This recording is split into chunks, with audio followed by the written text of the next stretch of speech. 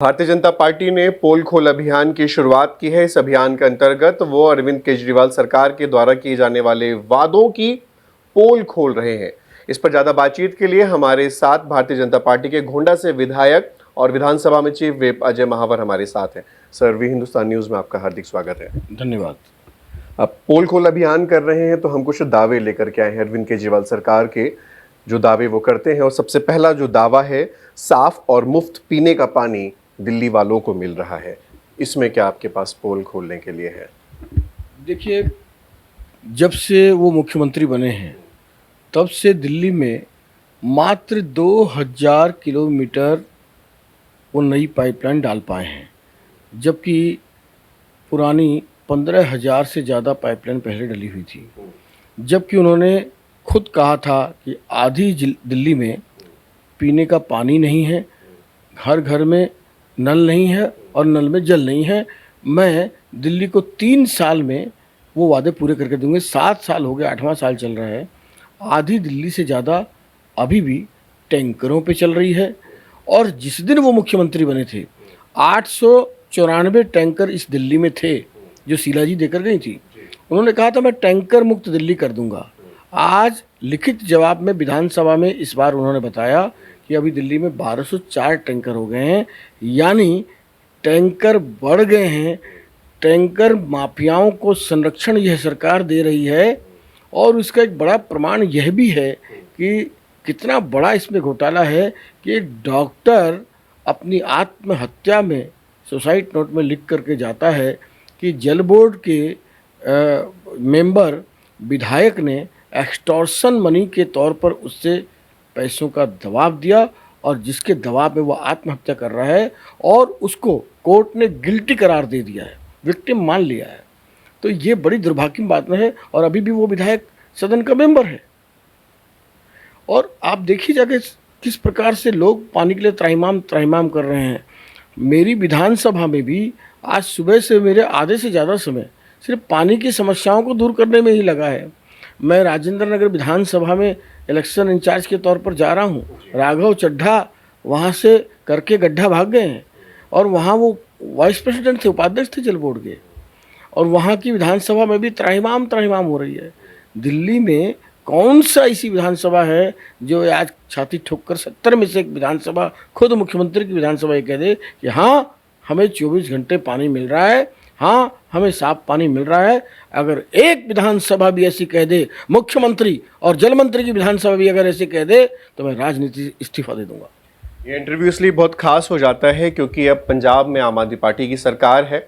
हिमाचल और गुजरात में बहुत तेज डंके को बजाया जा रहा है, इन वादों को किया जा रहा है। अगर अजय महावर इन जिस तरीके से ये आरोप भी लगा रहे हैं, अगर ये सत्य है तो ये गंभीर विषय है, क्योंकि राजनीति में झूठ तो चलता है, ये सुना है, लेकिन नुकसान सिर्फ जनता का होता है।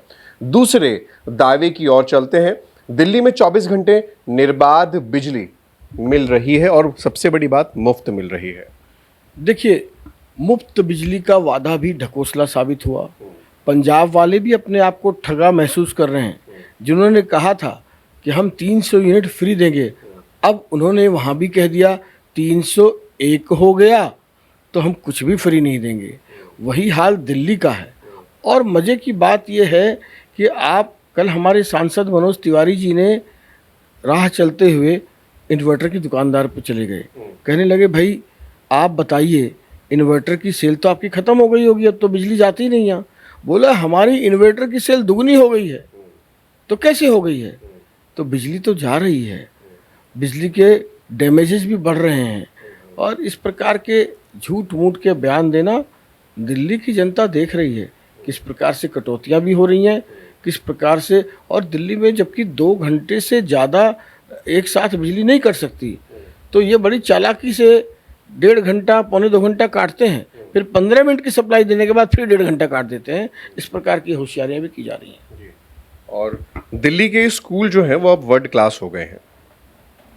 देखिए, इन्होंने क्या किया है, एक तरीका अपनाया है। इनको लगा कि जैसे मुख्यमंत्री थे जब हमारे नरेंद्र मोदी जी, तब गुजरात मॉडल बड़ा फेमस हुआ पूरी दुनिया में, और जिसके कारण वो प्रधानमंत्री बन गए। तो हम दिल्ली मॉडल बताएं और शिक्षा पर इन्होंने सबसे ज़्यादा पैसा भी खर्च किया। पर मैं आपको बताता हूँ, 1100 से ज़्यादा स्कूल हैं दिल्ली में। इन्होंने 10-20 स्कूलों का कायाकल्प किया है, मैं स्वीकार करता हूँ एक ईमानदार नेता के नाते। लेकिन उसी को दिखा करके पूरी दुनिया में अगर मॉडल बताना चाहें तो यह गलत बात है, क्योंकि आज भी इनके 95% से ज़्यादा स्कूल बुरी हालत में हैं। मेरी विधानसभा में आप भजनपुरा थाने के सामने ज़रूर जाना, मैं वी हिंदुस्तान का स्वागत करूंगा अगर वो जाएंगे तो। कैसे 6ठी से 10वीं तक के बच्चे आज भी पोर्टा केबिन में पढ़ रहे हैं। क्या ये वर्ल्ड क्लास स्कूल में हो सकता है कि बच्चे पोर्टा केबिन में पढ़ रहे हैं और हज़ारों बच्चों के लिए छोटा सा एक टॉयलेट ब्लॉक हो, पानी की टंकी 1000 लीटर की थी जिसको बढ़वा कर भी मैंने अभी डबल कराया है। जाकर के वहाँ उनकी दशा देखिए। अभी तक तो वो लॉबी में पढ़ रहे थे, पर यह सरकार काम कम कर रही है, ढिंढोरा ज़्यादा पीट रही है। कुछ मॉडल स्कूल बनाए हैं, आज भी अधिकांश की हालत बेहद ख़राब है। और जो क्लासेस बनाए थे 27 लाख रुपए में, मेरा एक गरीब मजदूर जब 50 गज का मकान बनाता है तो 27 लाख में 4 मंजिल बना लेता है। एक छोटा सा कमरा क्लासरूम बनाने के लिए 27 लाख रुपए। ये विकास किसका हो रहा है? ये दिल्ली का नहीं, ये भ्रष्टाचार के पोषण का विकास हो रहा है।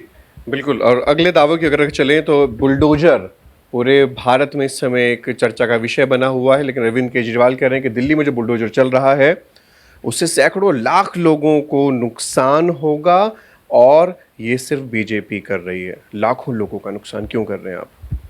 देखिए, मैं आपके चैनल के माध्यम से जनता को ये बताना चाहूँगा कि वो भय का वातावरण करना चाहते हैं, पैनिक क्रिएट करना चाहते हैं, जो उन्होंने कोरोना के समय में भी ऑक्सीजन को लेकर करना चाहा। अब बाद में अपनी बात से पलट गए। स्पष्टीकरण जिस दिन कोर्ट ने कहा कि हम इसका ऑडिट करेंगे, उस दिन से वो उन्होंने अपने कदम पीछे हटा लिए। वही बात आज इस पर है। हमने कब कहा? हम तो हरदीप पुरी जी ने अभी भी लास्ट जब बिल लेकर के आए चुनाव से पहले, तब उन्होंने 1700 कॉलोनियों को लगभग उनका मालिकाना हक देने का काम किया। और जो जस का तस जहाँ तक वो बना है उसको कोई भी छू नहीं सकता, उसका कानून संसद में पास किया। तो हम तो उसके हितैषी हैं। लेकिन अगर कोई सड़क पर कब्जा करके बैठा होगा और अगर वो रोहिंग्या मुसलमान और बांग्लादेशी घुसपैठियों को अगर आप बसाने का काम करेंगे, अवैध रूप से रह रहे जो भारत के नागरिकों का हक मारने का काम कर रहे हैं, तो ऐसे लोगों को तो हम बुलडोजर जरूर चलाएंगे। केजरीवाल जी, दिल्ली को डराने का काम मत कीजिए। मैं दिल्ली वालों को वी हिंदुस्तान के माध्यम से बताना चाहता हूं कि आपको डरने की कोई आवश्यकता नहीं है। कहीं कोई बुलडोजर इस प्रकार से नहीं आएगा। लेकिन अवैध रूप से इस हिंदुस्तान में रह रहे वो रोहिंग्या मुसलमान और बांग्लादेशी घुसपैठिए, वो जरूर चेत जाएं, जिनको कि दिल्ली सरकार पालन पोषण कर रही है, उनके कार्ड बनवाती है, वोट बैंक बनाने का काम करती है, बिजली का कनेक्शन देने का काम करती है, आधार कार्ड बनाती है। हम उनको बचने नहीं देंगे, उनको छोड़ेंगे नहीं। रोहिंग्या और बांग्लादेशियों पे यानी बुलडोजर चलता रहेगा? निश्चित रूप से चलेगा, ये बुलडोजर बिल्कुल नहीं रुकेगा। चलिए, अब झुग्गी वालों को हम मकान बना कर दे रहे हैं। देखिए, प्रधानमंत्री ने जो इस दिल्ली वासियों के लिए 2-3 बातें कही थी। एक आयुष्मान योजना, आज होता तो कोरोना में लाखों लोगों को इसका फ़ायदा होता, 5 लाख रुपए का। ऐसे ही जहाँ झुग्गी वहाँ मकान, ये प्रधानमंत्री का नारा था, प्रधानमंत्री ने कहा था। और प्रधानमंत्री आवास योजना इन्होंने दिल्ली में लागू ही नहीं किया। और इन्होंने कहा कि हम देंगे जहाँ झुग्गी वहाँ मकान। कहाँ दिया? कौन से इलाके में दिया? अरे मुख्यमंत्री जी, आपने तो अपने नई दिल्ली की झुग्गी बस्ती वालों को भी नहीं दिया, बाकी दिल्ली को क्या दोगे? 6500 फ्लैट जो तैयार पड़े हैं वो जर्जर हालत में हो गए हैं। पूरी मीडिया की टीम को लेकर के, और हमने आग्रह किया था कि वहाँ चलें और देखें, जो बने हुए हैं वही नहीं दे पा रहे हैं तो बनाकर क्या देंगे? गंभीर सवाल खड़ा होता है। और झुग्गी वासियों को ये सोचना चाहिए। प्रधानमंत्री की जरूर मंशा है, प्रधानमंत्री आवास योजना के तहत देश में करोड़ों लोगों को मकान मिला है। देश में करोड़ों लोगों को कोरोना के कारण और वैसे भी आयुष्मान योजना का लाभ मिला है, दिल्ली में इन स्कीमों को भी लागू करना चाहिए। कश्मीरी पंडित राहुल भट्ट की हत्या से मैं बहुत भयभीत हूँ, अरविंद केजरीवाल का कहना है। ये मगरमच्छ आंसू हैं इनके। सदन में अट्टहास कर रहे थे रावण की तरह, तब उन्हें शर्म नहीं आई जब हमने सदन में आवाज़ उठाई थी। कश्मीरी पंडितों से जब हमने उस फिल्म को भी हमने कहा था टैक्स फ्री करें, अरे जब सांड की आंख जैसी फिल्मों को आप, बहुत सारी फिल्में ऐसी थी जिनको आपने टैक्स फ्री किया था, तो इस फिल्म को क्यों नहीं किया? क्या किया आपने उनके लिए? और जो जब कोर्ट ने लताड़ लगाई तब जा कर के इन्होंने जो ये दावा करते थे सौरभ भारद्वाज जी और अन्य लोग, वो कोर्ट की गाइडलाइन पर उन्होंने मजबूरन किया। इन्होंने कश्मीरी पंडितों के लिए कुछ भी नहीं किया। ये घड़ियाली आंसू बहा रहे हैं और इन्हें तो मज़ा आ रहा था, और उस मज़ा का आनंद इन्होंने अपने अट्टहासपने में संसद में कश्मीरी पंडितों का उपहास करके, हाँ, तो यूट्यूब पर डाल दो, फ्री हो जाएगी। हाँ, तो लोग भी इन्हें बताएंगे, जब वोट का समय आएगा तो लोग कहेंगे हम आपको यूट्यूब पे ही वोट दे देंगे। बिल्कुल। तो कहीं ना कहीं कश्मीरी पंडितों वाले दावों को लेकर के भी जमावर का कहना है कि ये घड़ियाली आंसू बहाते हैं। आगे बढ़ते हैं। दिल्ली में अब उन्हीं को सब्सिडी मिलेगी इलेक्ट्रिसिटी पर जो मांगेंगे, मोदी जी की राह पर चल रहे हैं। देखिए, मोदी जी ने क्या कहा, किस विषय पर कहा?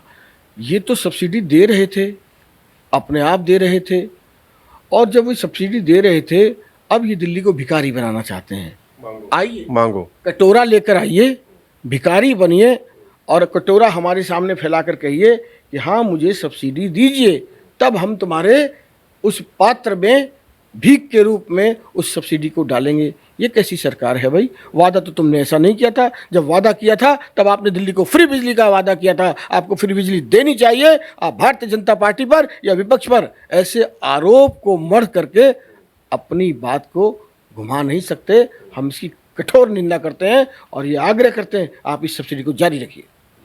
सब्सिडी जारी रहनी चाहिए क्योंकि मुफ्त बिजली के लगातार दावे होते आ रहे हैं। दिल्ली पुलिस अपना काम ठीक से नहीं करती है। अगर हमारे अंडर में आ जाएगी तो दिल्ली में लॉ एंड ऑर्डर को हम बहुत अच्छे से कर देंगे। देखिए, ये तो एक बच्चा होता है ना, बिगड़ैल बच्चा, उसको कुछ खिलौने दीजिए, वो अपने खिलौने से नहीं खेलता है, दूसरा बच्चे के जो खिलौना होता है उसको छीनने की कोशिश करता है, वो खिलौना ज़्यादा अच्छा है। अरे तुम्हारे पास परिवहन है, क्या हालत कर दी? जल बोर्ड है, क्या हालत करी? पर्यावरण की क्या हालत है? तुम अपनी चीज़ों को संभाल नहीं पा रहे हो, दिल्ली पुलिस की मांग कर रहे हो। ठीक ऐसे ही पंजाब में आपको दिल्ली पुलिस मिल गई तो आप जो गुरु ग्रंथ से बेअदबी करने वाले लोग हैं उनको छोड़ दिया। कहाँ गए रेत माफिया तुम्हारे, जिनको तुमने कहा था 24 घंटे के अंदर बंद कर देंगे? वो देशद्रोही ताकतें, अलगाववादी ताकतों को तुमने अंदर बंद क्यों नहीं किया? तुम किसके पीछे भाग रहे हो? तेजिंदर सिंह बग्गा, मेरे भजनपुरा में रहने वाले एक छोटे से कार्यकर्ता सत्यविंदर ओबेराय, जिसने व्हाट्सएप पर खालिस्तानियों के विरोध कुछ लिख दिया, उसको पंजाब पुलिस ने नोटिस भेज दिया।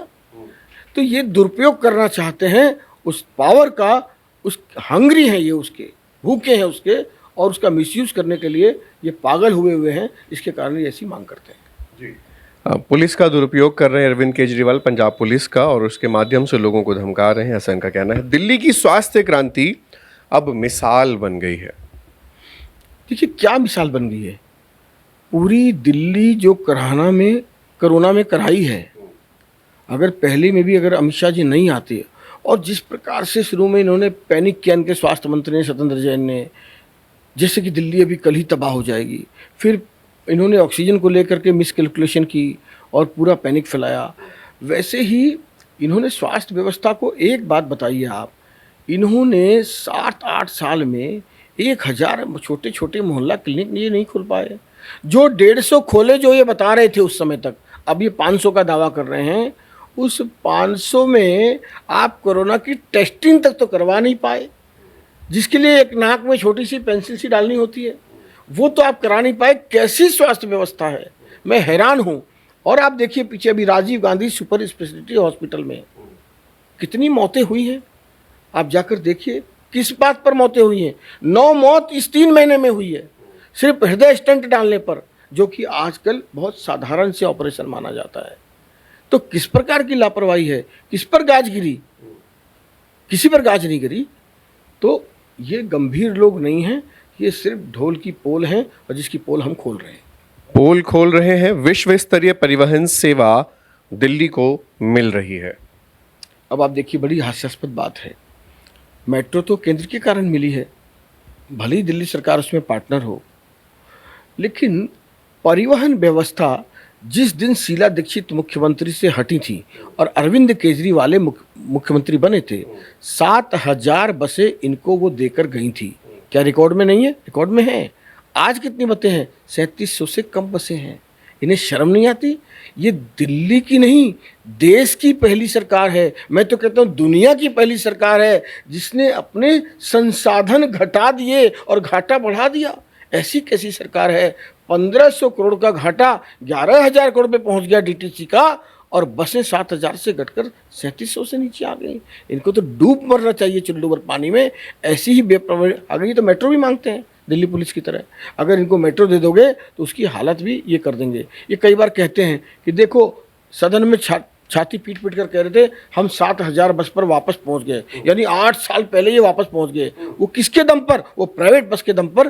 क्लस्टर की बसें हैं, वो प्राइवेट बसें हैं। दिल्ली की आंखों में धूल झोंकना बंद कीजिए, क्योंकि आपने 7 सालों में सिर्फ 2 बस खरीदी है। मीडिया पर वीडियो भी तो वायरल हो रही है कि बसें जल रही हैं, सड़क पे धुआं धू करके बसें जल रही। वो पुरानी हो गई ना, आउटडेटेड हो गई।